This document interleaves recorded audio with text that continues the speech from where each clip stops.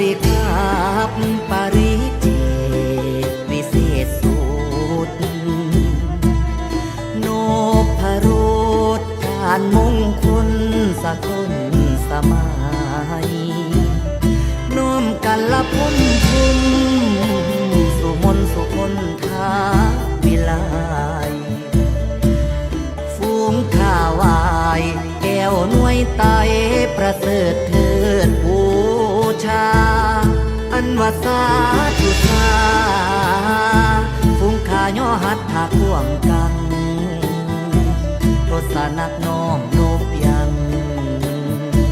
วางกลางเก้าเกิงกระหม่อมจิตตั้งต่อมานัดหมายว่านอบน้อมสักกาผาดเพ่งพันทำเพียงบุญทองย่อยังวังหัตถบาทคอม